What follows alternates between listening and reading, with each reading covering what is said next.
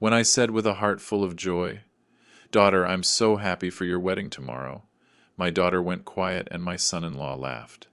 The wedding was held a week ago. The money I had donated for their dream celebration disappeared into their pockets. A week later they came back begging for forgiveness, and I told them coldly, "Get out of here." They were devastated. Before we continue, please subscribe to William's Revenge Stories and write in the comments what time it is where you are. The roast needed another 10 minutes. I checked it through the oven window. I watched the juices pooling around the carrots and potatoes, and then I looked at the clock again. 7:15. Emma said they would arrive at 7. I adjusted the wine glasses on the table one more time, making sure everything was in its place. 3 place settings. White napkins I had ironed myself that afternoon. The good plates. The ones Emily and I received for our 25th anniversary. Strange how they only came out for special occasions now. And this was the most special there could be. Tomorrow my daughter was marrying Theodore Caldwell, and I would walk her down the aisle at the Desert Botanical Garden. $45,000 for that wedding. It was worth every penny to see her happy. Car headlights lit up the front window. Finally. I was already at the door as they came up the walk. Emma looked beautiful in a cream-colored dress, her dark hair pinned up, but something about her posture felt wrong. She wasn't looking at me directly. Her eyes were fixed on my left shoulder. "Come in, come in!" I opened the door wide, reaching out to hug her. She let me, but she stayed stiff.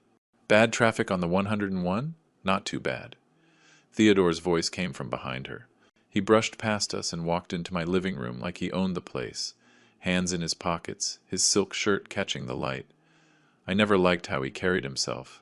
Too smooth, too sure of himself, with nothing to back it up. "Dinner is almost ready," I said, closing the door. "I wanted us to have this time together before tomorrow gets crazy. You know how weddings are.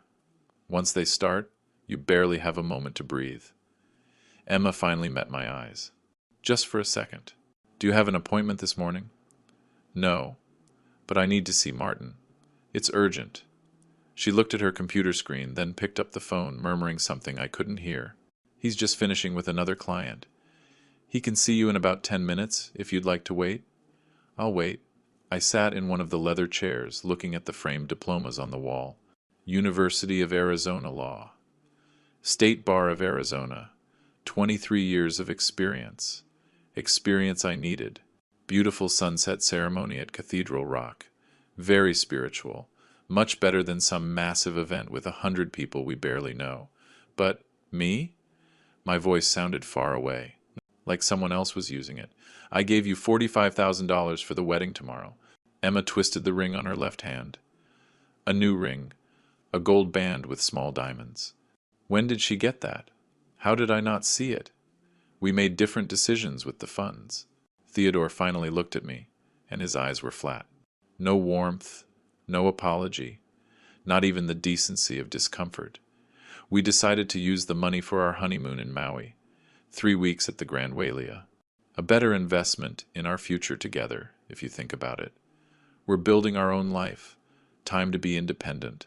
Independent? The word tasted like acid.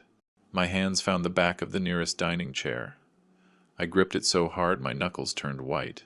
I was 63 years old, and I learned to control my temper working on cars. When an engine fights you, getting angry doesn't help. Steady hands, clear mind. But my mechanic's composure was cracking. "You spent my money. Money I gave you for a wedding I was supposed to attend. On my vacation. Dad, we just wanted something small." Emma's voice was weak, uncertain. She still wouldn't hold my gaze. Just us. Something simple and meaningful. You understand? We didn't want all the pressure. The expectations. Pressure. I heard my own voice drop. Colder. "I've been calling you every week for the final details. You let me believe. Both of you let me believe. We figured we'd tell you tonight." Theodore shrugged. He actually shrugged, like he'd forgotten to pick up milk at the store. "Figured we'd have dinner. Explain the situation. You're overreacting." The oven timer started beeping in the kitchen. None of us moved. "Out." Emma blinked. "Dad? Get out of my house." I let go of the chair and stood up straight. I looked directly at Theodore. His smug little smirk faded for just an instant. "Fine, both of you. Now you're just being unreasonable." Theodore's voice took on a patronizing tone. "We'll come back when you've cooled off, old man. Give you time to process." "I've processed." I walked past them and pulled the front door open. The July evening heat rolled in, dense and suffocating. "Go." Emma scrambled toward the door, head down. She stopped on the threshold, her mouth opening like she wanted to say something. I waited. She closed her mouth and walked out. Theodore took his time, checking his phone again as he walked toward me. "This is childish, Sylvester. We're family now." "You'll get over it." I said nothing. I just stood there, holding the door, until he finally stepped through. I watched them get into Theodore's Tesla. I watched the headlights come on. I watched them back out of my driveway and disappear down the street. Then I closed the door. I locked it. The deadbolt sounded loud in the sudden silence.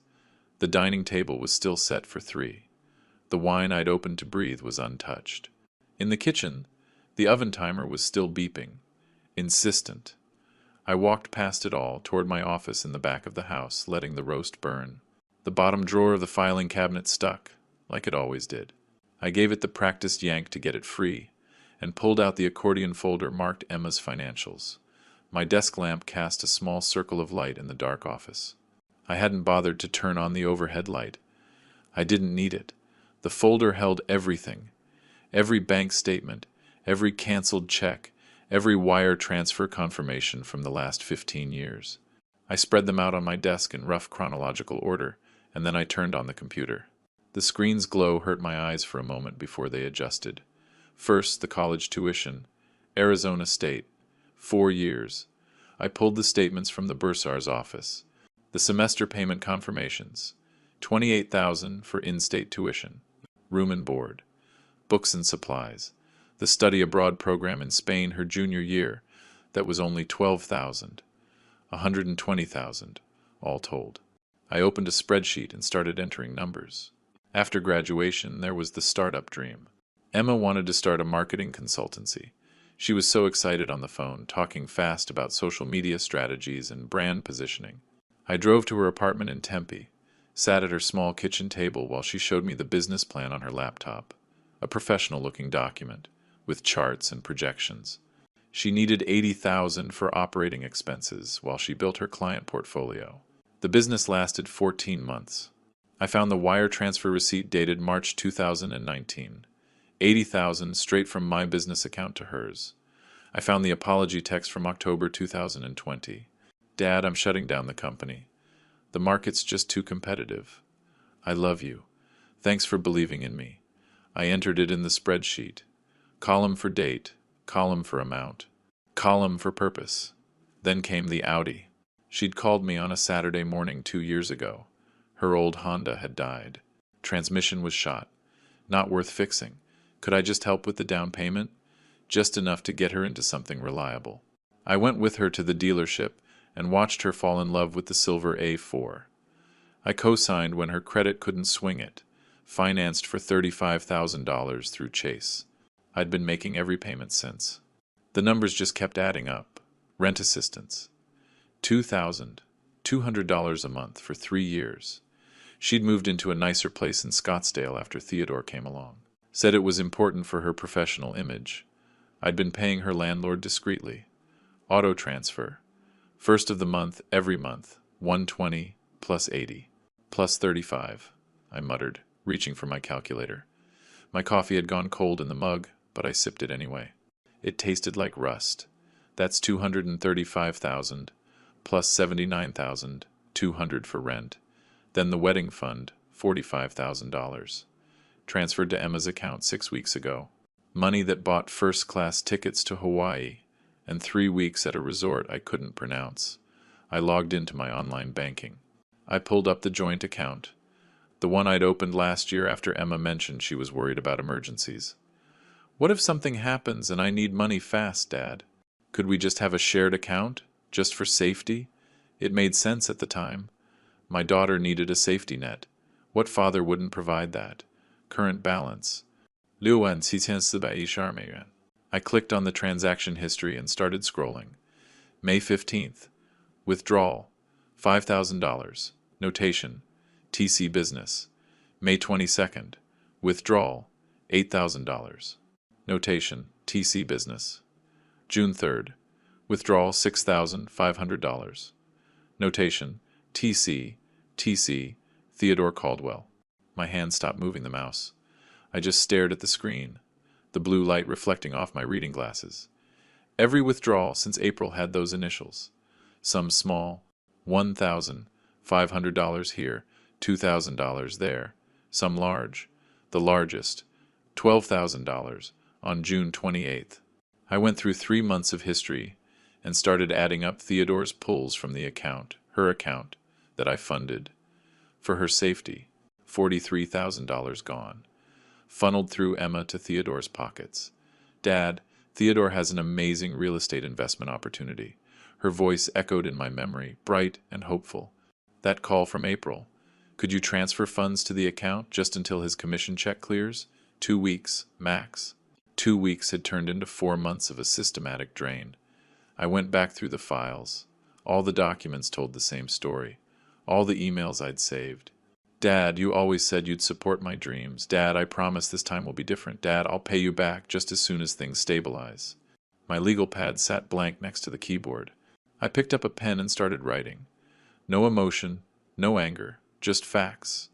Categories and totals. Education, $120,000. Business investment, $80,000. Vehicle, $35,000.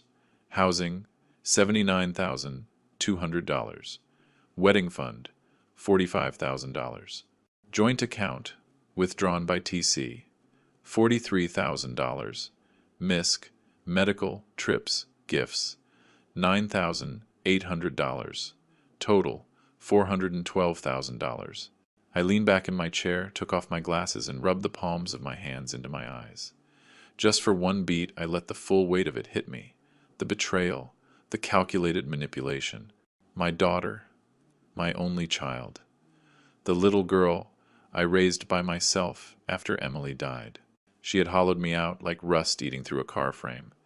Then I put my glasses back on and picked up the pen again. The mechanic in me understood. When something is broken beyond repair, you don't keep pouring money into it. You cut your losses, you save what's salvageable, and you let the rest go. New page on the legal pad. Header. Actions to take. UXI. Close joint account, Monday a.m. 2. Remove Emma's access to Wells Fargo. Monday a.m. 3. Cancel to rent payment. Monday. Review will. Schedule with lawyer. This week. 5. Remove Emma as beneficiary. Life insurance, retirement accounts, business succession. I pulled up the name Martin Ashford, my estate planning guy. I opened a new browser tab and typed probate lawyers, Phoenix, Arizona. Search results filled my screen. I started scanning, reading reviews, checking credentials. I opened another tab for trust lawyers, and another for asset protection specialists. My browser history grew. How to legally disinherit an adult child in Arizona. Requirements for a revocable trust. Protecting business assets from family claims. The clock in the corner of my screen ticked past 3 a.m. I wasn't tired. My mind was working with a clarity I hadn't felt in years. Every thought clicking into place like a torque wrench, perfectly calibrated. Another page on the legal pad. I started pulling names from the search results. Firms that specialized in family law, estate planning, and asset protection. Next to each name, I wrote down the earliest appointment time their websites advertised. My phone sat dark on the desk. Not a single call from Emma. Not one text. Dad, can we talk? She'd made her choice. She'd chosen Theodore. She'd chosen the money. She'd chosen to let her father believe in a wedding that never happened, while she drained his accounts behind his back. I opened my email. I started drafting messages. Subject lines I would finish in the morning. When business hours began, request for joint account closure, beneficiary change forms, urgent estate planning consultation. Through the window behind my computer, the sky had started to turn from black to a deep purple. Dawn was coming. Phoenix was waking up. The bank on Camelback Road opened at 8. I had 4 hours to shower, dress, and get my documents in order. I looked at the legal pad, the to-do list, the browser tab still glowing with lawyer websites. The spreadsheet that showed $412,000 in a single damning column. You want independence? I said it quietly. To the empty office, to the darkness, to my daughter who wasn't there to hear it. You'll get it. I saved the spreadsheet as proof.xlsx and started a new folder on my desktop. It was time to treat this like any other business problem. Methodical, strategic, no emotion, just execution. The untouched dinner was still on the dining room table. I could smell it from there. The roast, now cold and congealed. I'd deal with it later. Right now, I had work to do. The shower water came out so hot it stung.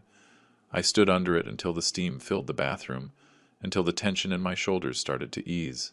Through the frosted window, the sunrise was breaking over the desert. Sunday morning.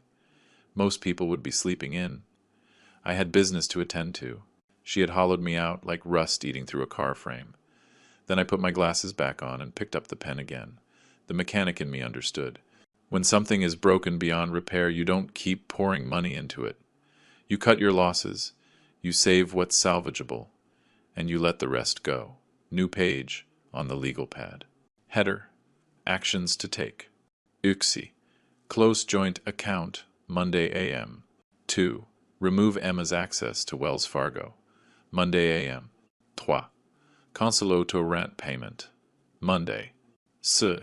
Each motion felt like erasing evidence of a crime I didn't commit.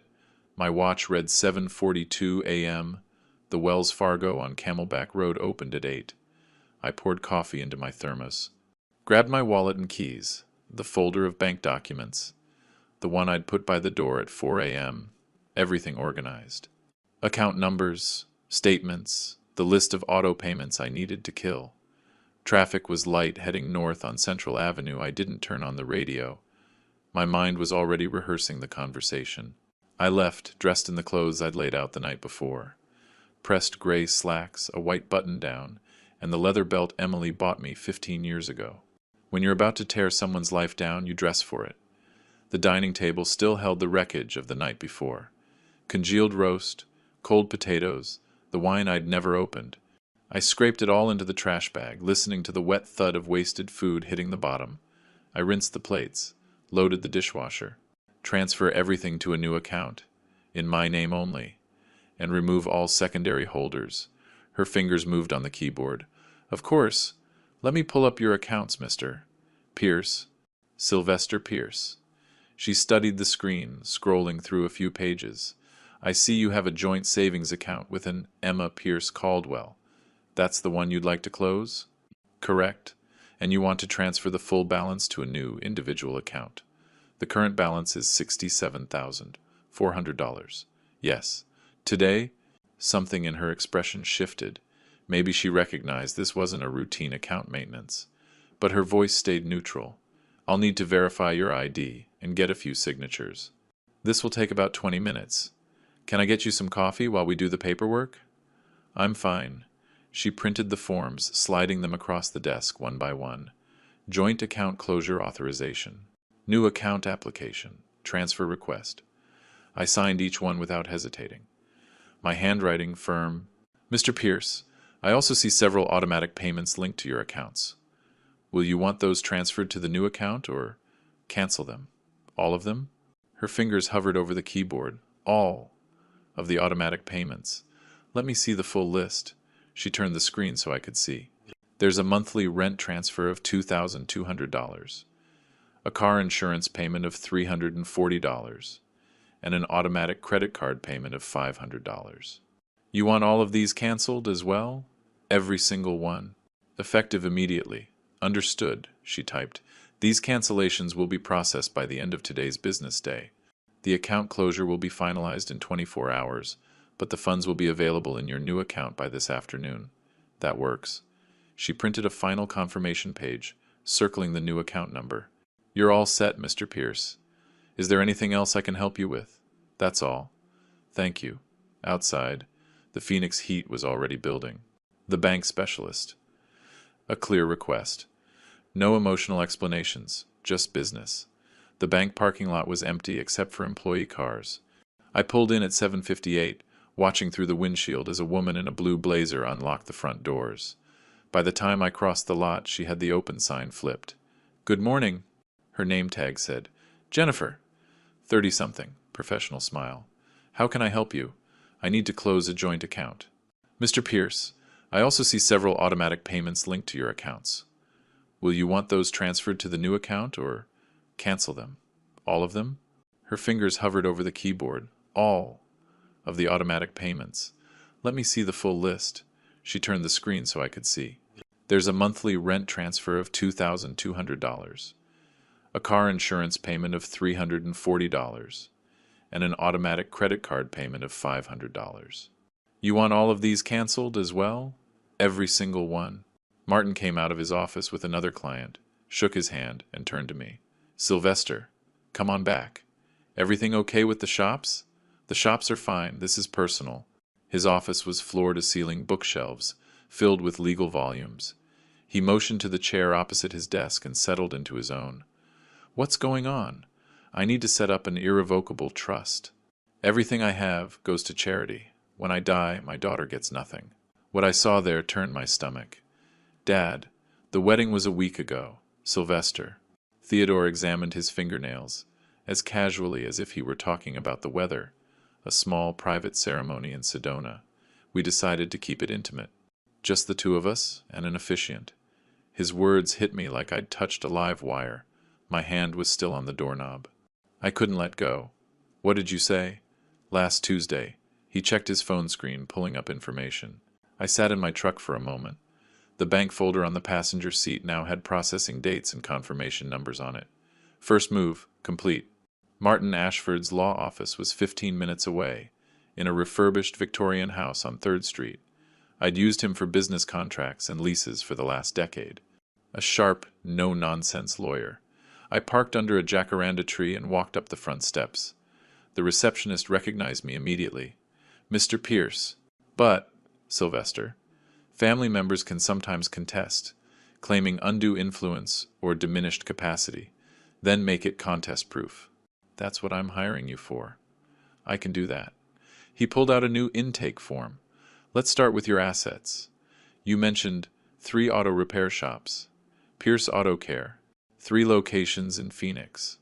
Total valuation, about $2.1 million. Then there's my house, worth about $580K. His pen scratched across the paper. "Retirement accounts? Life insurance? $401K at $400K. Life insurance policy for $250K. Currently, they all have Emma as the beneficiary. I need that changed. We'll handle that separately from the trust. Beneficiary designation changes are simple." He looked up. "Have you thought about which charity you want as the beneficiary of the trust?" "Something related to vocational training for mechanics. Kids who want to learn a trade but can't afford the school. I'll leave the details to you.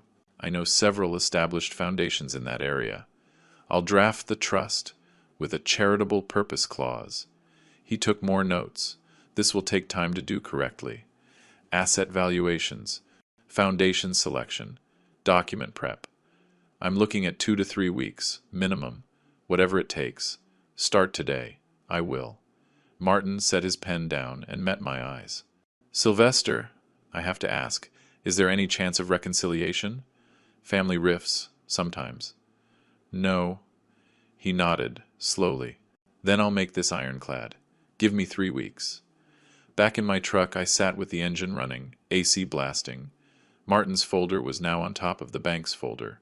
My phone was silent in the cup holder. No calls from Emma. Yet. The account changes wouldn't hit her radar until she tried to access the money. I pulled out of the lot and headed to my flagship shop on Indian School Road. Sunday was usually quiet, but Marcus would be there, handling emergency calls. Life went on. Work went on. The words landed like stones in quiet water. Martin leaned back, studying my face. "Sylvester, that's a significant move. Are you sure?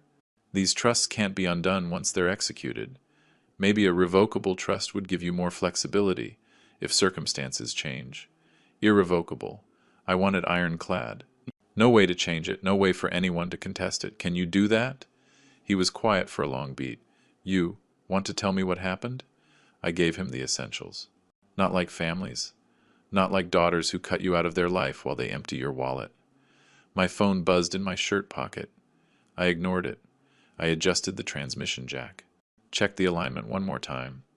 The phone buzzed again, and again. I wiped my hands on a red shop rag. Pulled the phone out. Emma filled the screen. 7 missed calls. I stared at it. Felt my jaw tighten. I let it ring once more. Twice. Then I answered, "Dad? What's going on?" Her voice was sharp, annoyed, not apologetic, not remorseful, annoyed. I tried to use the card, and it says the account is closed.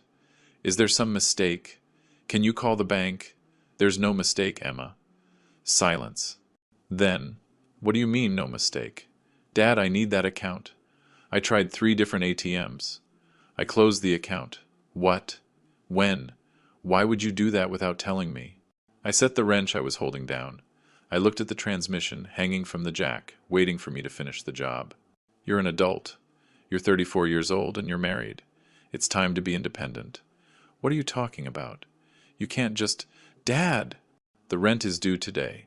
We don't have enough in our account to cover everything this month. You always helped with. We had an agreement. We had a lot of agreements. You handled your wedding without me. I'm handling my finances without you. Seems fair. Dad, please don't do this. I know you're upset about the wedding, but... Her voice cracked. Here come the tears, right on cue. This is too much. You're punishing me for. Give me that phone. Theodore's voice. Distant, then suddenly close. Listen, old man. You can't just cut your daughter off like this. We'll sue you for financial elder abuse. But in reverse, we had a reasonable expectation of continued support. My lawyer says we have a case, and I had a reasonable expectation of attending my own daughter's wedding. Life is full of disappointments. I ended the call, set the phone face down on my workbench, picked up my wrench, and went back to the transmission. It rang 3 more times in the next hour. I didn't look at it. By noon, my phone had 14 missed calls. Voicemails were piling up. Texts were rolling in. I finished with the F-150. Moved on to a Honda with a timing belt issue. I let Marcus handle the customer calls, and I focused on the work. Around 6, I finally listened to the voicemails. Emma's voice, cycling from anger to desperation. Dad, please call me. We can fix this. I'm sorry, okay? Just pick up, please. Theodore's voice, trying to sound legally authoritative. Sylvester, this is harassment. Cutting your daughter off financially with no warning. My attorney says we have grounds to take this to court. Call me so we can resolve this reasonably. Neither of them had an attorney. I'd been running a business long enough to know what real legal threats sounded like. This was posturing. I drove home as the sun set, painting the desert orange and purple. I made myself a sandwich, ate it standing at the kitchen counter. I opened my laptop on the dining room table, and I opened the documents Martin had emailed me that afternoon. The trust framework, asset valuation forms, foundation options for the charitable beneficiary. My phone lit up again, a text from Emma. Dad, I'm coming over. We need to talk about this face to face. I didn't reply. I closed the laptop and carried it to my office. I sat at my desk, Martin's papers spread out in front of me. I started reading the trust language, making notes in the margins. The doorbell rang just after 7:30. Loud. Insistent. Dad? Dad? I know you're in there. Emma's voice, coming right through the front door. Your truck's in the driveway. Please, open up. I stayed in my office chair. I didn't move. Through the window, I could see their silhouettes on my porch. Emma and Theodore, lit up by the porch light I'd forgotten to turn off. This is ridiculous. Theodore's voice, louder than Emma's. You think ignoring us solves anything? You think you can just... More banging. The doorbell rang, shrill and insistent. It rang again. Emma's voice rose. 5 minutes, that's all I'm asking. 5 minutes to just talk. Please. I marked a clause in the trust document that needed clarification. Made a note to ask Martin about the Foundation's oversight requirements. The banging continued. Theodore's voice was getting angrier, but I couldn't make out the specific words anymore. Just noise. Just static. They stayed for an hour. Maybe more. I read through the entire draft of the trust and started compiling questions for Martin. Through the window, I watched Theodore pace my porch, his phone clamped to his ear. Emma sat on my front step, her head in her hands. Finally, their voices died down. Car doors slammed. The engine started. I waited until I heard them drive away before I stood up and walked to the front. There was a piece of paper, crumpled, stuck under the doormat. I pulled it out, smoothed it under the porch light. Theodore's handwriting, sharp and angry. "You're making a mistake. We will be suing for financial elder abuse and intentional emotional distress. You've left us no choice." Underneath it, in Emma's rounder script, "Dad, please, I love you. I'm sorry about the wedding, but you're scaring me. This isn't like you. Can we please just talk?" I folded the note. Once, twice. I carried it to the recycling bin in my garage and dropped it in. My phone buzzed as I walked back inside. Emma. Again. I silenced it without looking at the screen. I locked the front door. I checked the back door. I made sure all the windows were secured. In my office, the trust documents were waiting. I sat back down. I picked up my pen. I kept reading where I'd left off. The house was quiet now. Just me, the paperwork, and the sound of the AC kicking on and off. Outside, Phoenix settled into its dry, hot summer night, completely indifferent to the small human dramas playing out in its scattered homes. I worked until midnight, making notes, asking questions, building the legal fortress that would last long after I was gone. When I finally went to bed, my phone showed 9 missed calls. I plugged it in to charge. I set it face down on the nightstand, and I closed my eyes. The next day I'd be back at the shop. I'd fix more transmissions. I'd diagnose more electrical problems. And I'd keep my business running, just like I had for 3 decades. Emma and Theodore could bang on doors. They could leave notes. They could call non-existent lawyers. I had work to do. Martin's office felt different on Saturday morning, quieter. No receptionist at the front desk. Just me and the lawyer, looking at the trust documents spread across his conference table. "Sylvester, to protect the trust from any challenge, we should document your prior financial support, especially that business investment." Martin tapped his legal pad with his pen. "You have records? Every bank statement, every wire transfer, $80,000 for her startup. Good. I recommend we hire a forensic accountant to analyze where that money actually went. It creates an unimpeachable paper trail if anyone ever questions your motivations." I leaned back in the chair. "You think they'll challenge it?" Theodore strikes me as the type to try everything. It's better to have the answers before they ask the questions. Monday afternoon, I was sitting across from David Chen in a coffee shop on Central Avenue. Wire-rimmed glasses, mid-40s. The kind of attention to detail I recognized in good mechanics. We both knew how to trace problems back to their source. "Mr. Pierce, I need all the documentation related to the company. Incorporation papers, bank statements, expense reports." He pulled out a tablet, stylus ready. "I will trace every dollar, and I'll categorize the spending as legitimate business costs versus other uses." "How long?" 3 to 4 days for a full report. "I'll be thorough." I slid a folder across the table.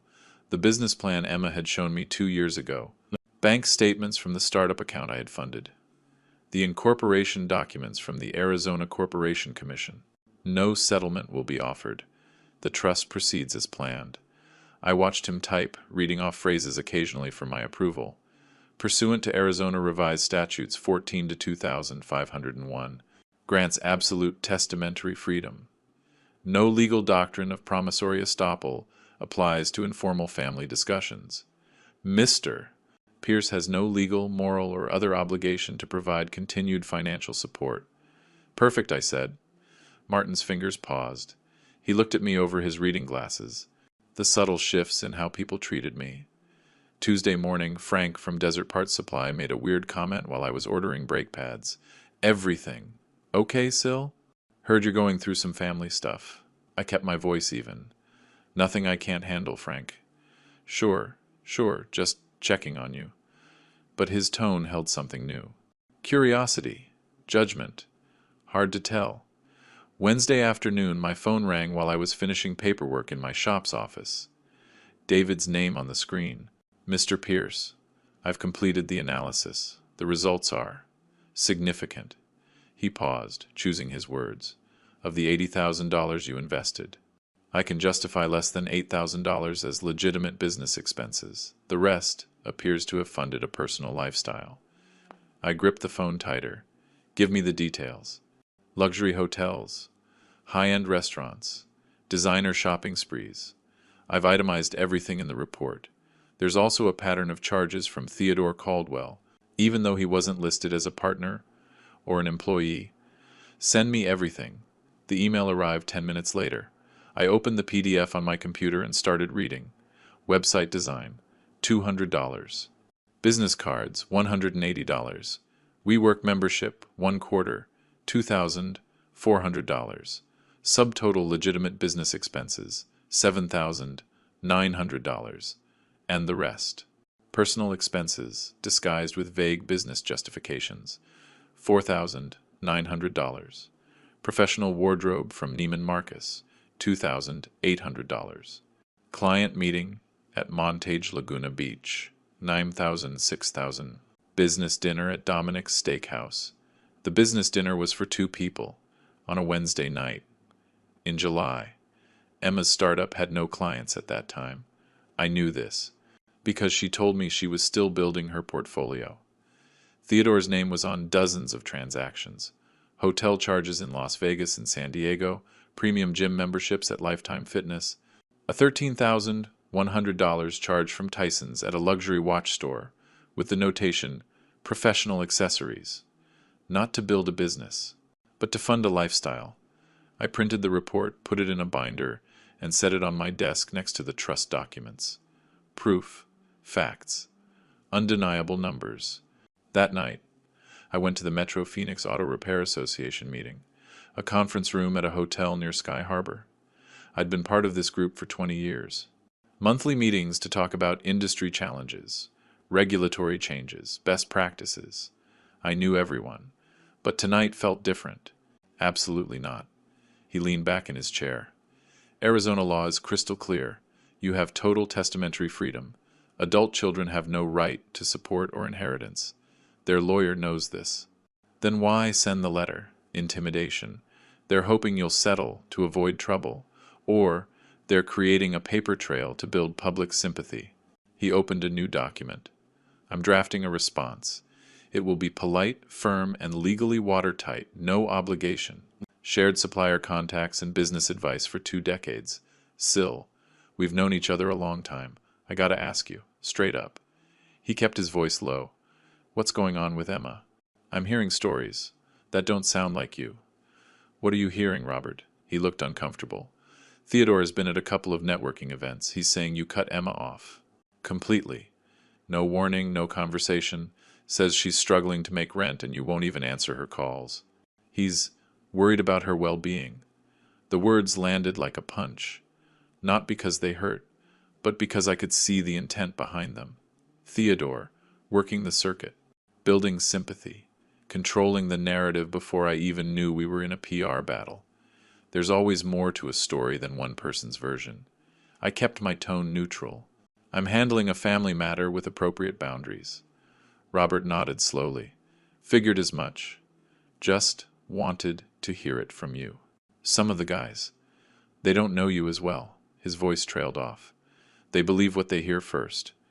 Yeah, I stayed for the rest of the meeting, but I didn't contribute much to the discussion. I drove home in the warm August darkness, turning the problem over in my mind. Theodore wasn't just fighting for money anymore. He was fighting for reputation, social standing, the leverage that comes from being seen as the victim. Back in my office, I opened my laptop. I created a new folder, Documentation Emma, Support. I started building a timeline, every tuition payment, every rent check, every business investment, every I'll pay you back that vanished into thin air. David's audit report went into the folder. Bank statements showing the joint account drain. Email exchanges where Emma asked for money with increasingly elaborate justifications. My phone lit up with a notification. A missed call from an unknown number. No voicemail. I looked at it for a moment, then went back to my documentation. If Theodore wanted to control the narrative, he was about to find out that stories without facts are just noise, and I had all the facts. I worked past midnight, organizing, cross-referencing, building the unsellable record of what really happened. Not the emotional version Theodore was selling, not the victim story Emma would tell. Just numbers, dates, and undeniable documents. When I finally closed my laptop, the folder held everything. A complete financial history of my relationship with my daughter, reduced to spreadsheets, bank statements, and audit reports. Tomorrow, I would call Martin. We needed to talk about what came next. Thursday morning found me with my hands deep in the engine bay of a Honda Civic, checking the spark plugs. Third cylinder was misfiring. Probably a bad coil. My phone rang from the workbench. Martin's voice was tight. "Sylvester, we have a problem. Emma and Theodore have hired a lawyer, Whitmore and Associates, mid-level firm. They've sent a demand letter." I straightened up, wiping my hands on a rag. "What's a demand?" "Reinstatement of support and assurance of inheritance rights. Claims you made verbal promises that created a binding expectation." Through my shop's plate glass window, I saw the mail carrier approaching. A certified envelope, my name on it in bold. I signed for it and opened it back in my office. Official letterhead. 3 pages of legal language. I scanned for the key phrases. Established pattern of financial support. Reasonable reliance. Verbal assurances regarding estate planning. Demand immediate reinstatement of monthly payments. Martin. I'm reading it right now. Don't worry. Can you come in this afternoon, say 3? I'll be there. I photographed each page and sent them to Martin with a 2-word text. See you soon. The rest of the morning dragged. I tried to focus on the Civic, but my mind kept turning that letter over, Theodore's move, putting legal pressure on me, trying to force me into a negotiation, to a settlement. He was probably hoping I'd rather pay them off than deal with a lawyer in court. He didn't know me very well. At Martin's office, he had the demand letter on his screen, already marked up with red notes. He looked more amused than worried. "Sylvester, can they really force me?" "No, absolutely not." He leaned back in his chair. "Arizona law is crystal clear. You have total testamentary freedom. Adult children have no right to support or inheritance. Their lawyer knows this." "Then why send the letter? Intimidation. They're hoping you'll settle to avoid trouble, or they're creating a paper trail to build public sympathy." He opened a new document. "I'm drafting a response. It will be polite, firm, and legally watertight, no obligation." I signed for it and opened it back in my office. Official letterhead. 3 pages of legal language. I scanned for the key phrases. Established pattern of financial support. Reasonable reliance. Verbal assurances regarding estate planning. Demand immediate reinstatement of monthly payments. Martin. I'm reading it right now. Don't worry. Can you come in this afternoon, say 3? I'll be there. I photographed each page and sent them to Martin with a 2-word text. See you soon. Legally, they have nothing. But, Sylvester, you should know, legal battles and public opinion battles are different. They can lose in court and still win in the community. I'm not settling. I didn't think you would. Just be prepared for them to get dirty in other ways. I drove home thinking about his warning. I was in my driveway before my phone started vibrating. Text messages. From multiple people. I stopped at a red light. From Robert Miller. Heads up. Emma posted something on Facebook. It's pretty rough. From Linda Chen. Sylvester. I just saw something online. Just wanted you to know. From Marcus. At the shop. Boss, you might want to check social media. I waited until I was home to open Facebook. I hadn't posted anything in 2 years. I only kept the account to stay in touch with distant relatives and old customers. Emma's post was at the top of my feed, shared by someone I vaguely knew. This is hard to write, but I need to share my truth. My father has completely cut me off, financially and emotionally, because I got married. I've been his daughter for 34 years, and when I chose love, he chose money. I'm struggling to make rent. The bills are piling up, and he won't even answer my calls. I know parents don't legally owe their adult children anything, but I thought family meant more than that. I thought I meant more than that. To anyone going through something similar, Every piece of paper that proved I had believed in her dream. David opened the folder, flipped through the first few pages. I'll have the results by Wednesday. The next 3 days were heavy. I made the rounds at the shops, replaced a serpentine belt on a Camry, diagnosed a misfiring cylinder on a Jeep Cherokee, and supervised Marcus as he rebuilt the transmission. Normal work. But my mind kept drifting. To David's investigation, and to something else. Framing, context, the things she left out, like the secret wedding, like Theodore draining the accounts, like the $45,000 spent on a luxury vacation while claiming to be building a business. I put my phone face down on the kitchen counter. I didn't comment. I didn't text her. I didn't defend myself in her comment section, where every word would be screenshotted and used against me. The next few days proved Martin right about public opinion. On Friday, a longtime customer named Patricia came in for an oil change. While I processed her payment, she said, "Hey, I saw something about you and your daughter online. I hope everything's okay." With a look that said she wasn't sure everything was okay. "Family stuff," I said. "Nothing to worry about." On Saturday at the grocery store, a woman I vaguely recognized from business networking events just stared at me. Not hostile, but judging. Like she knew something about me now. Monday morning, a colleague sent me a private message. "Want to get your take on the Facebook thing? Coffee sometime?" Each interaction was small, manageable, but it was building. By Monday night, I felt like I was walking around Phoenix with a target on my back. Invisible to me, but obvious to everyone else. Tuesday, August 12th. I met Rachel Kim at her downtown office. Modern space, efficient layout, certificates on the wall for notary services and trust administration. Rachel had the trust documents organized in labeled tabs, a timeline on her computer screen. "Mr. Pierce, I've reviewed all of Martin's documentation. The trust structure is solid." She went through each asset with a practice speed. 3 auto shops, valued, collectively, $2.1 million. Residential property, $580,000.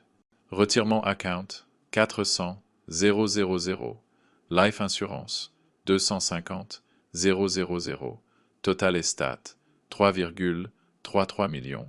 Beneficiary, the Arizona Mechanical Skills Foundation, to be established. I signed preliminary documents, watching her organize everything into a master file. 7 days until this was permanent. 7 days until Emma's legal options vanished completely. As I walked to my truck in the parking garage, my phone buzzed. Another Facebook notification. Someone had shared Emma's post in the Phoenix Small Business Network, a group I'd been in for years. 3,000 members. Local shop owners, contractors, service providers, all seeing her story. Her version. I signed preliminary documents, watching her organize everything into a master file. 7 days until this was permanent. 7 days until Emma's legal options vanished completely. As I walked to my truck in the parking garage, my phone buzzed. Another Facebook notification. Someone had shared Emma's post in the Phoenix Small Business Network, a group I'd been in for years. 3,000 members. Local shop owners, contractors, service providers, all seeing her story. Her version. Monday morning, a colleague sent me a private message. "Want to get your take on the Facebook thing? Coffee sometime?" Each interaction was small, manageable, but it was building. By Monday night, I felt like I was walking around Phoenix with a target on my back. Invisible to me, but obvious to everyone else. Tuesday, August 12th. I met Rachel Kim at her downtown office. Modern space, efficient layout, certificates on the wall for notary services and trust administration. Theodore and Emma had turned this from a private family matter into a public campaign. Legal threats, social media, reputation attacks. They were fighting on multiple fronts, trying to find the one pressure point that would make me break.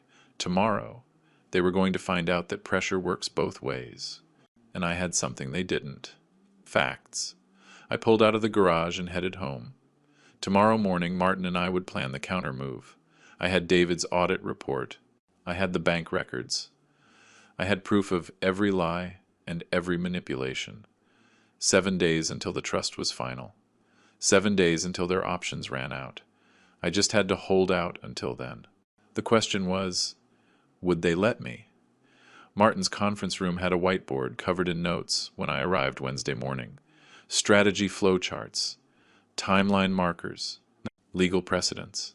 The leather binder under my arm held David Chen's audit report and a thumb drive with every bank statement I'd kept for 15 years. Sylvester, Theodore's rumor campaign has given you something valuable. People are paying attention. Martin pointed to the whiteboard. When you respond, you must respond with overwhelming proof. We are not defending. We are presenting facts that make a defense unnecessary. What exactly do you need from me? Everything. Every payment. Every broken promise. Every documented request for money. Emails, texts, bank records. We build a timeline. That shows a pattern, not an isolated incident. I spent the next 4 days on my home computer, digging through digital history. Years of correspondence with Emma, saved in my email archive. The search terms became painfully familiar. Dad, I need. Dad, could you just. Dad, you're the only one. Thursday afternoon, I found one from March 2023. I read it aloud. To my empty office. Dad, you've always believed in me when no one else would. This business is going to make you so proud. Thank you for the faith and the investment. $80,000. That's what faith cost me. I screenshotted every message, organizing them by year and category. Education, housing, business, personal. Each folder told a story of dependency, of promises made and broken, of gratitude that lasted exactly as long as the money did. Friday afternoon, I made a call I'd been avoiding. Information connected me to Desert Rose wedding planning in Sedona. This is Monica Johnson. How can I help you, Miss Johnson? This is Sylvester Pierce. I'm Emma's father. I paid for my daughter's wedding back in July, and I'm just reconciling my accounts. Could you confirm the final invoice total? A brief pause.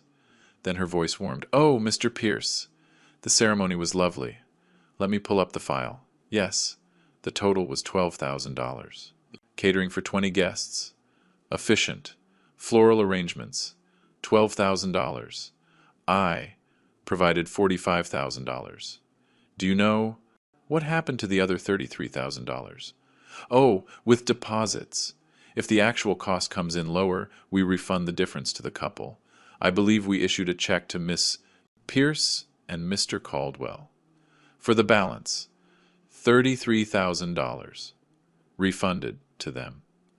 I thanked Monica professionally, hung up, and pulled up my credit card statements. I found the charges from the Hawaii resort. 3 days after the wedding. Grand Wailea Resort, premium ocean view suite, spa treatments, private beach cabana rental, luxury dining, total $33,478, my wedding money, spent on their honeymoon, while I sat at home believing the ceremony was still a day away. Saturday morning, Martin called. My paralegal found something you need to see. Can you come in on Monday? Monday afternoon. His office.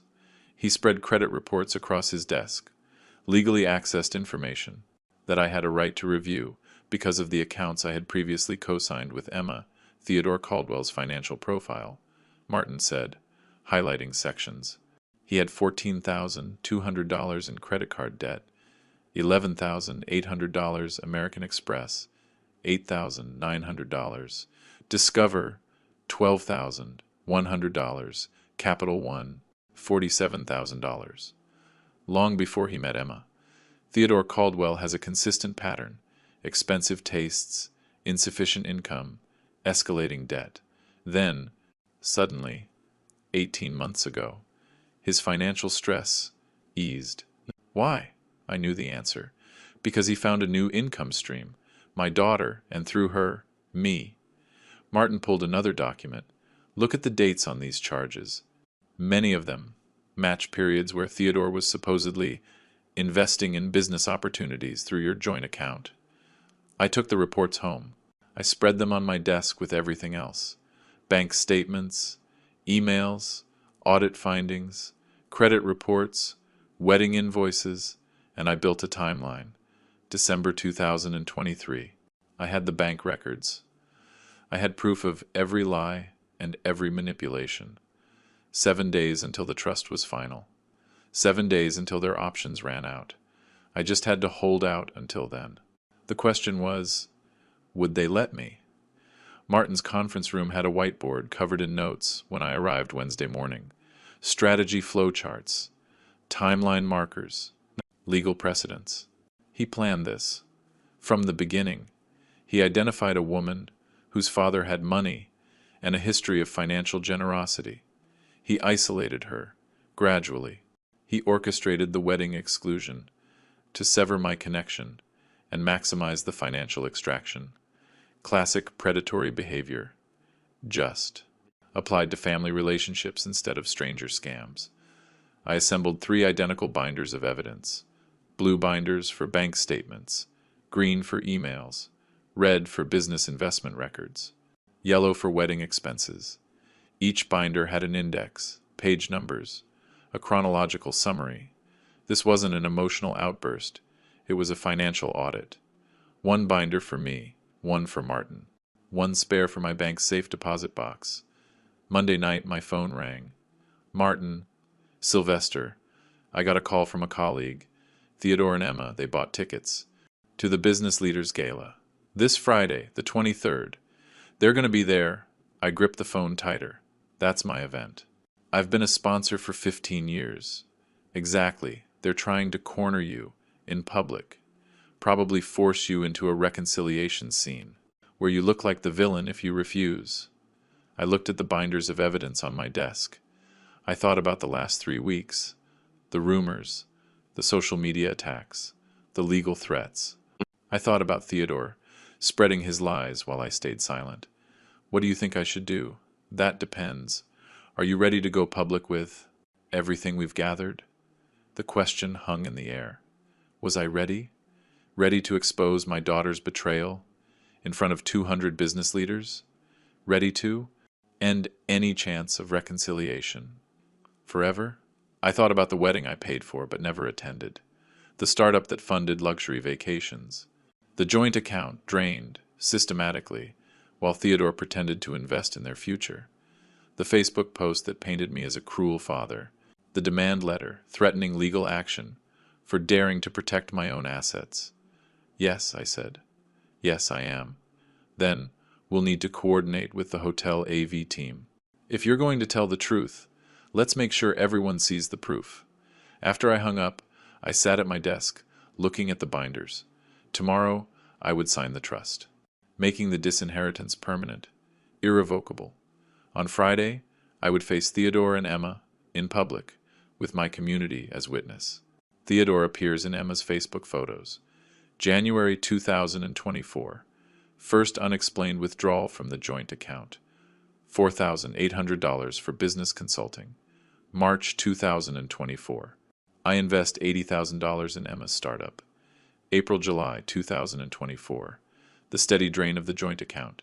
Theodore's name on the transactions. His credit card balances. Stabilize. Slightly. July 2024. The secret wedding in Sedona. The honeymoon. Funded by my wedding money. It's not random, I said to my empty office. It's organized. Rachel pointed to the first signature line with her pen. Your assets are permanently designated to the Arizona Mechanical Skills Foundation upon your passing. I used my own fountain pen, the one Emily gave me when I opened my first shop. Page 1. Trust Constitution. Page 2. Asset Schedule. Page 3. Beneficiary Designation. Page 4. Irrevocability Clause. Each signature was deliberate. Each one cut another thread connecting Emma to my life's work. Rachel applied her notary stamp with a firm press, a satisfying thud as the seal embossed the page. And there's no way to contest this? In Arizona, with a proper execution, and as long as you are of sound mind, it's ironclad. Your daughter has no legal claim to any inheritance. Good, that's exactly what I wanted. The next 3 days dragged. Wednesday, I took my dark gray suit to the dry cleaners. Thursday night, I met Martin at a coffee shop near his office.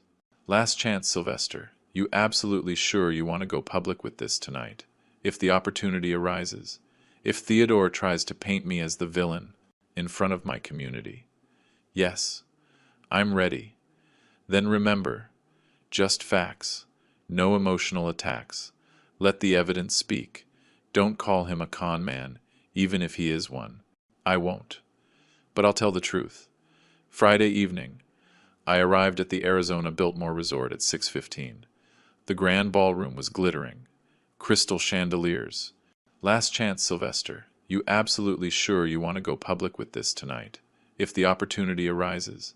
If Theodore tries to paint me as the villain in front of my community. Yes, I'm ready. Then remember, just facts. No emotional attacks. Let the evidence speak. Don't call him a con man, even if he is one. I won't. But I'll tell the truth. Friday evening, I arrived at the Arizona Biltmore Resort at 6:15. The grand ballroom was glittering. Crystal chandeliers. Sylvester, glad you made it. Wasn't sure. After some of the stuff floating around online. Here for the cause, I said simply. Dinner service started at 7. Salad. Then, chicken or salmon. I was at my usual table, with partners, shop owners, suppliers, a couple of insurance brokers. We made small talk about industry changes. The upcoming Phoenix Heat football season. Around 7:30 during the main course I saw them. Theodore, in an expensive suit. Emma, in a designer dress. White linen tablecloths. Silent auction displays lined the perimeter. Vacation packages. Restaurant gift certificates. Sports memorabilia. My company's platinum sponsor sign was prominent. Pierce, Auto Care. $5,000. Sponsor. I'd been to this gala for 15 years. I knew most of the faces. I understood the rhythm of the evening. Cocktails, dinner, speeches. Silent auction closing, dancing, professional networking, dressed up as a social gathering. Charles Martin found me near the auction tables. They scanned the room, like hunters. They saw me, exchanged words. They sat at a table in the back. Last-minute tickets. Not exactly a prime location. They waited, through the salad. Through dinner, I felt their attention, like a heat on the back of my neck. But I didn't turn around. Dessert arrived. Chocolate mousse. The MC, a local TV personality, finished announcing the silent auction closing and stepped away from the small stage. Theodore moved. He walked up to the stage. Sylvester, glad you made it. Wasn't sure. After some of the stuff floating around online. Here for the cause, I said simply. Dinner service started at 7. Salad. Then, chicken or salmon. I was at my usual table, with partners, shop owners, suppliers, a couple of insurance brokers. We made small talk about industry changes. The upcoming Phoenix Heat football season. Around 7:30 during the main course I saw them. Theodore, in an expensive suit. Emma, in a designer dress. The room held its breath. Theodore handed me the microphone. He had no choice. To refuse would expose his manipulation. I looked out at the 200 faces. Business leaders, friends, colleagues. People who had seen Emma's Facebook post, heard Theodore's rumors, and wondered if it was true. Thank you for the unexpected opportunity to address this. My voice was calm. Theodore mentioned family. Let me tell you about family, about 34 years of fatherhood. Behind me, the presentation screen flickered to life. Martin had coordinated with the hotel AV team. My timeline appeared, 1,990 to 2,024, financial support.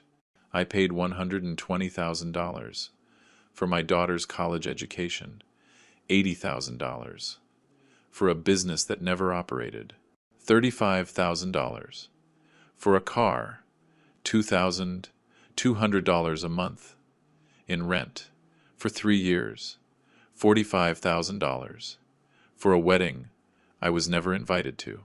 The screen showed wire transfers, dates, amounts, each one highlighted, if you're keeping score. That's over $400,000. Not loans. Gifts, because she was my daughter, and I loved her. Past tense. Deliberate. 3 weeks ago, I learned the wedding I paid for happened a week earlier. In secret, my daughter and her husband used the wedding money on a Maui vacation. Emails flashed on the screen. Emma's requests, her promises, her gratitude. I also learned the business I invested in never operated. Instead, it funded this. David Chen's audit results. The category breakdowns. Luxury hotels, designer clothes, high-end restaurants. The room was completely silent. This week, I signed an irrevocable trust. My entire estate. 3 auto shops. My home. All my assets, total. $3.33 million. Will fund vocational training for aspiring mechanics. Young people who want to learn a trade. Work with their hands. Build something real. I paused. Let it sink in. Not $1 will go to my daughter. Theodore's face went white. Emma, at the back table, had her face in her hands. Theodore asked for forgiveness. Here's what I believe. Family is built on respect, not just blood, and respect requires honesty. My daughter and her husband have not respected me, and they have not been honest with me. So I have built a new legacy, one that will help those who value hard work and integrity. I placed the microphone back in its stand. Thank you for listening. Now, the category breakdowns. Luxury hotels, designer clothes, high-end restaurants. The room was completely silent. This week, I signed an irrevocable trust. My entire estate. 3 auto shops. My home. All my assets, total. $3.33 million. Will fund vocational training for aspiring mechanics. Young people who want to learn a trade. Work with their hands. Build something real. I paused. Let it sink in. Not $1 will go to my daughter. Theodore's face went white. My table mate leaned over. Sylvester? I had no idea. After I saw that Facebook post, I wondered. But this is completely different. There are always 2 sides, I said. I just wanted people to know mine. My phone buzzed in my pocket. Probably Emma, probably Theodore. Maybe both. I didn't reach for it. The reckoning was done. The carburetor rebuild required patience, tiny jets, precise adjustments, the satisfaction of restoring function to something broken. I was under the hood of a '67 Mustang, hands deep in the engine bay, when Eddie came up beside me. Boss, your daughter, she's here. His voice was carefully neutral. Out in the lot, with her husband. They're asking for you. My jaw tightened. I set the socket wrench down, wiped my hands on a rag. Through the bay door I could see their car, unwashed. Theodore's expensive suit, visible through the windshield, looked wrinkled, even from a distance. I'm clocking out, Eddie. Personal matter. Can you handle this? Of course. He paused. You, okay? I am. I pulled off my coveralls, grabbed my keys. I walked out the back door, drove home the long way, the route that avoided passing them. This would not happen at my shop, not in front of my employees, not on my professional turf, on my property, on my terms. When I got home 15 minutes later, their car was blocking my driveway. I pulled into the garage, closed the door. I walked in through the kitchen. My table mate leaned over. Sylvester? I had no idea. After I saw that Facebook post, I wondered. But this is completely different. There are always 2 sides, I said. I just wanted people to know mine. My phone buzzed in my pocket. Probably Emma, probably Theodore. Maybe both. I didn't reach for it. The reckoning was done. The carburetor rebuild required patience, tiny jets, precise adjustments, the satisfaction of restoring function to something broken. Through my house, to the office with the window that faced the front. They were already at my door. Emma's hand, banging, ringing the bell. They'd heard the garage close. They'd seen my truck. The banging intensified. I stood by my office window, and I watched. "Dad, please, I know you're in there. Just 5 minutes, please. I'm so sorry." Emma's voice, coming through the glass, raw and desperate. "Theodore, paced my porch. Sylvester, we made mistakes. Terrible mistakes." Theodore checked his phone, repeatedly. Emma just stared at my door, as if she could will it open. 3 hours. A neighbor across the street looked over while getting his mail. He looked away. Quickly. The scene was obvious. Someone being denied entry. Someone refusing to leave. "I'm your daughter. Your only daughter. You can't just shut me out. Forever. Please." Emma's voice broke on the last word. 4 hours. The sun started to dip. The shadows grew long across the porch. Behind me, the presentation screen flickered to life. Martin had coordinated with the hotel AV team. My timeline appeared, 1,990 to 2,024, financial support. I paid $120,000 for my daughter's college education, $80,000 for a business that never operated, $35,000 for a car, $2,200 a month in rent for 3 years, $45,000 for a wedding I was never invited to. The screen showed wire transfers, dates, amounts, each one highlighted. "If you're keeping score, we're going to pay you back. Every dollar. I promise." I stood in the doorway. I didn't step forward. I didn't invite them in. I just occupied the threshold, the boundary between their world and mine. I wasn't thinking clearly. I was confused. We'll set up a payment plan. Whatever you want." Theodore's voice had a desperation in it that stripped away every last shred of his arrogance. "Sylvester, I take full responsibility. It was my fault. I influenced Emma. I made bad choices. But I'll fix it. I'll get another job. We'll pay you back. The wedding money, the startup investment, everything." Emma reached for me. "Dad." I was manipulated. Theodore. He made everything sound reasonable. At the time, the wedding, the money, all of it. I see that now. I was wrong to go along with it. But I'm still your daughter. That has to count for something. I let them talk. Maybe 30 seconds in all. Their voices getting more frantic as my silence continued. Emma's mascara was running down her face. Theodore's expensive suit, probably his last one before the repossession, hung, wrinkled, on his frame. Then I held up one hand. They stopped. Instant silence. "You chose your path. Without me." My voice was quiet. "Absolute. Now live with it. Get off my property." "Dad." "No, you can't. I'm sorry. Please." Emma grabbed for my arm.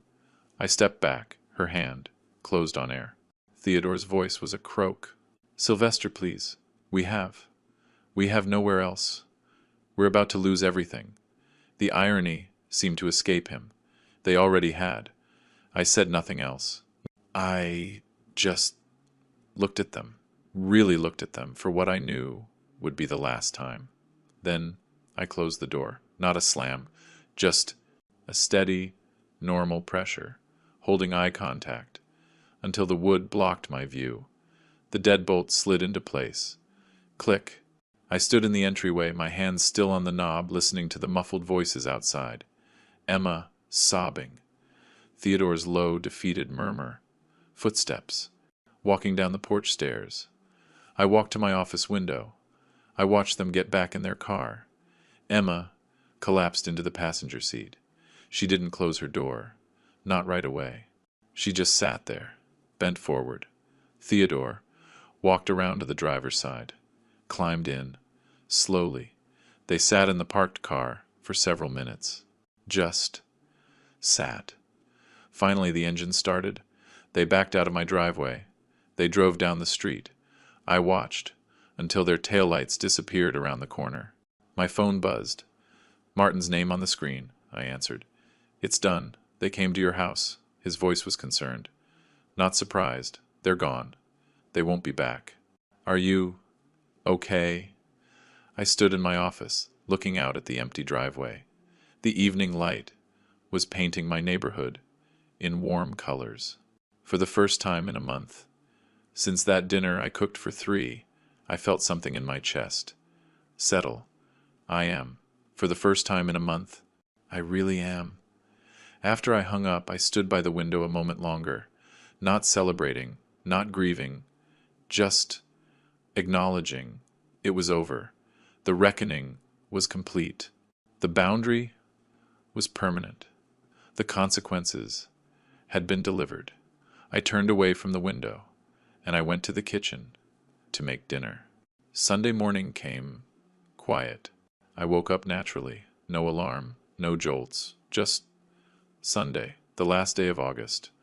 I made coffee in the kitchen, looking out the window, watching the morning light spread over the desert landscape beyond my backyard. The tension I had lived with, in my shoulders, for weeks, was gone. It wasn't replaced by satisfaction or triumph, just the absence of weight. My phone was on the counter, a text from Martin confirming our 10 a.m. meeting, a report from Eddie about yesterday's shop operations. Nothing from Emma or Theodore. I showered, put on jeans and a polo shirt, Sunday, casual.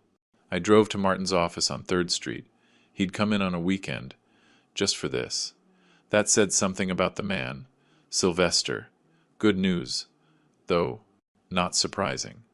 Whitmore and Associates sent a withdrawal letter on Friday. He slid a document across the desk. Their demand for reinstatement of financial support and inheritance guarantees is officially withdrawn. I scanned the legal language. In essence, we have no case. We're not trying anymore. Please leave us alone, they finally realized. They had no case. They never had a case. Martin smiled slightly. But sometimes you have to exhaust every option before you accept reality. He pulled out another set of documents. The Arizona Mechanical Skills Foundation is officially incorporated. The board includes 2 representatives from the local technical college, one from the State Automotive Trade Association, and an independent financial advisor. Upon your passing, the foundation receives all assets from the trust and begins operations. When do the scholarships start? The first grants could be distributed as early as 6 months after the trust transfer. Students learning automotive tech, grants for tools and equipment, stipends for apprenticeships. I thought about it. Young people learning a trade with their hands, building something real. That's good. That's real. Thank you for handling all this, Martin. The trust, the foundation, everything. It's been my pleasure. He met my eyes. And, Sylvester, you did the right thing. It wasn't easy, but it was right. I shook his hand, took my copies of the documents. I drove home, the long way. I drove past my flagship shop on Van Buren, the original location, the one I opened in 1995. I parked across the street, engine idling, AC fighting the August heat. The building looked solid, professional. Pierce Auto Care in bold letters on the front. 3 decades of work. 60 employees across 3 locations. Built from scratch. This would outlive me. This would fund the education of the next generation. That mattered more than blood. I pulled away after 5 minutes. I drove home. I spent the afternoon in my backyard. I woke up naturally. No alarm, no jolts, just Sunday, the last day of August. I made coffee in the kitchen, looking out the window, watching the morning light spread over the desert landscape beyond my backyard. The tension I had lived with, in my shoulders, for weeks, was gone. It wasn't replaced by satisfaction or triumph, just the absence of weight. My phone was on the counter, a text from Martin confirming our 10 a.m. meeting.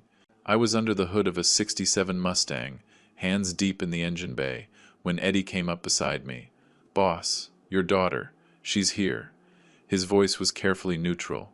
"Out in the lot, with her husband. They're asking for you." My jaw tightened. I set the socket wrench down, wiped my hands on a rag. Through the bay door I could see their car, unwashed.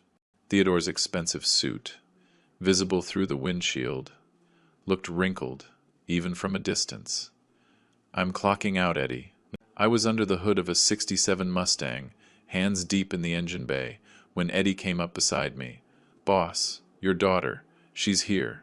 His voice was carefully neutral. "Out in the lot, with her husband. They're asking for you." My jaw tightened. I set the socket wrench down, wiped my hands on a rag. Through the bay door I could see their car, unwashed. Theodore's expensive suit, visible through the windshield, looked wrinkled, even from a distance. "I'm clocking out, Eddie." The board includes 2 representatives from the local technical college, one from the State Automotive Trade Association, and an independent financial advisor. Upon your passing, the foundation receives all assets from the trust and begins operations. When do the scholarships start? The first grants could be distributed as early as 6 months after the trust transfer. Students learning automotive tech, grants for tools and equipment, stipends for apprenticeships. I thought about Martin's question. What's next? Maybe I'd travel. I'd never even been to the Grand Canyon, despite living in Arizona my whole life. Maybe I'd expand the business. There was interest in a 4th location out in Tempe. Maybe I'd even start dating again. Someday. The future felt open in a way it hadn't in decades, not because something good had happened, but because something necessary was finished. The sky darkened, from orange to purple to indigo. Stars started to appear in the darkening dome above me. I sat with my empty plate and my cold tea, and I watched the night take over the desert. No anger, no regret, no satisfaction, just peace. I had raised my daughter the best way I knew how. I had given her everything I thought she needed. She had chosen differently. She had made her decisions without me, and then expected me to pay for the consequences. Not my fault. I had protected what I had built. I had set a boundary, and I had created a legacy that would help those who valued hard work and integrity. Young people learning a trade, building skills, making a life that was worth more than blood. The phone stayed off on the table. I had no urge to turn it back on.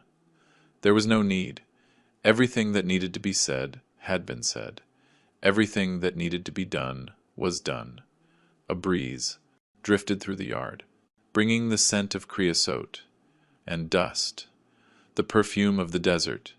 In the distance, a coyote yipped. Another answered, the ancient rhythm of the Sonoran desert, indifferent to the small human dramas that played out beneath its sky. I picked up my plate and my glass. I stood up. I carried them inside. I locked the patio door. I rinsed the dishes in the sink. The normal routine of a Sunday night. Tomorrow, I would go back to work. I would fix cars. I would manage employees. I would run my business. The same life I had lived for 3 decades, just without the weight of obligation to someone who had never valued it. I left the phone on the counter, dark and silent. I walked to my room. I got ready for bed. When I turned out the lights, the house settled into a comfortable darkness. No tension lurking in the corners. No dread about tomorrow's phone calls. No wondering what new manipulation might be coming. Just a house. Just a man. Just another night. And in the morning, the rest of my life would go on. If you like this story, please like this video, subscribe to William's Revenge Stories, and share your thoughts in the comments. To listen to the next story, click the box on the left. Thank you for watching.